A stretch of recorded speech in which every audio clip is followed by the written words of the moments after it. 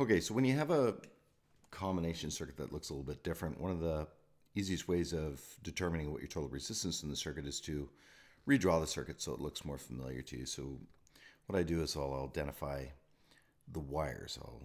So that'll be A. That wire is A. This is all the same wire. That'll be B. This will be C. And then we'll call this, yeah, we don't need to even worry about that. We'll say across from C is D. And this is the same wire here, so that's got to be D. And this is the same wire here, which has got to be D, which goes back to the negative, which is D.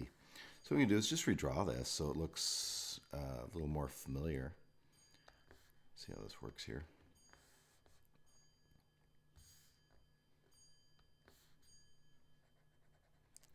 Put the power supply in there. Positive is the long line, negative is the short line.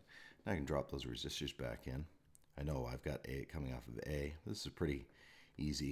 What I'm just going to do is redraw it without R7 and R8. So there's 1, and I'll put R2 right here. And R3 takes a little jog, but I mean, if you didn't have this, you can see it's just in series with it. So I'll put R3 here. And R4 there. And R5 bent, but I'll just straighten it out. And then R6 is right there. So we'll put it in line with R3. And then we look at this, we go, okay, well, in between R1 and R2, in between R1 and R2, we have a resistor 8 that goes all the way really to the battery, right? So we've got right in between here, really gets connected to that battery terminal, that DC power supply terminal. And then we've got this one here is in between 2 and 3, and it goes to the same spot, which is this line here. So between 2 and 3, put that there. And then that's it, essentially.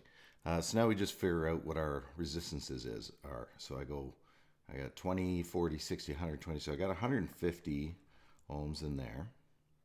And there's our 7. I've got that's 150. So we know 150 in parallel with 150 is going to give us 75. So now we've done everything from there on, all that way. And then we got this one here, R2, and R2 is 75. So 75 plus 75. So now we've got 150. So now we've done everything from there to there, that way. And then we've got R8 here, which is 300 ohms. And R8 is in parallel with that 150. So 300 parallel 150 is 100. And we've got R1, which is 100. So we just add on 100 onto that. So your RT total resistance is 200 ohms. As easy as that.